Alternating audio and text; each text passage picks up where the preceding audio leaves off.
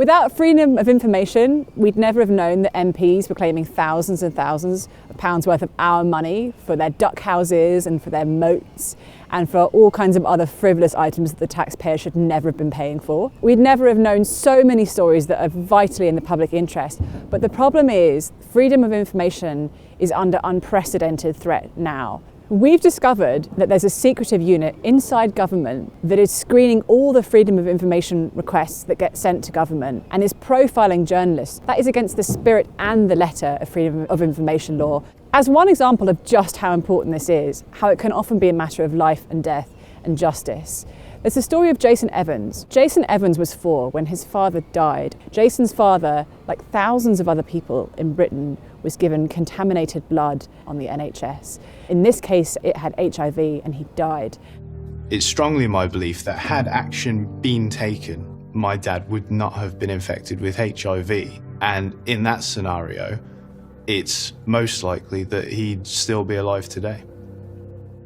Jason has been trying to piece together what happened, why and who is responsible for his entire life. Again and again and again he's been blocked, and we've discovered he was blocked by this secretive clearinghouse unit which ministers deny exist in its current form, and yet we have clear evidence that they have been telling other government departments to deny Jason the information he seeks. Jason believes that he is piecing together one of the biggest cover-ups that's happened in Britain in a generation. A product that was known to be dangerous was released, the harm became evident, it was covered up, and the people impacted by it had been denied any sense of truth or justice ever since. This should not be happening in Britain today. Sadly, this isn't the only case of life and death we've uncovered. 3.5 years after 72 people burned to death in Grenfell Tower, we've discovered that the government has been advising local authorities to block the release of information about which towers still have the types of cladding similar to that used in Grenfell. At Open Democracy, we've had to fight for our right to access basic information.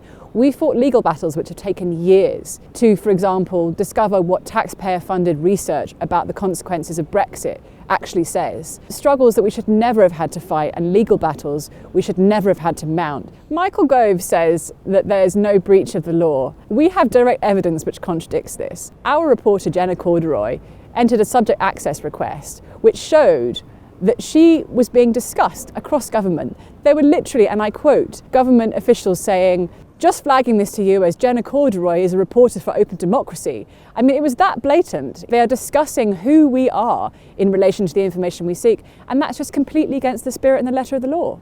If you don't have true freedom of information, we don't have the right to understand what our government is up to, what decisions they're taking on behalf, what they're telling us and what they're hiding from us. It is a vital tool for holding power to account in this country. And it not only needs to be defended and protected, but it needs to be strengthened and enhanced. We should be able to see what ministers and government officials are saying on WhatsApp and encrypted channels, as well as on email. This should apply also to private companies. There have been unbelievable amounts of money made during the COVID crisis by a number of unaccountable private firms, often who are very politically connected.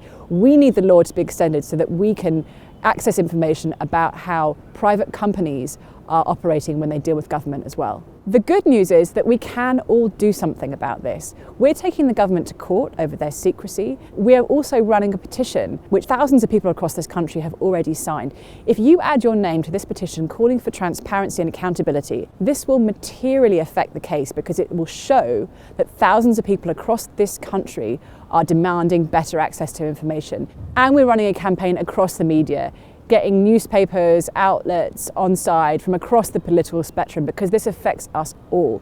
There are huge questions that the government is going to have to answer over what happened during the past year, during the pandemic. If we can't ask those questions and get the information we need, we can't hold our leaders accountable. We can't know what mistakes were made, what things need to be fixed, and what we can learn about this crisis going forward. So this is why it's so important that we all add our names to this.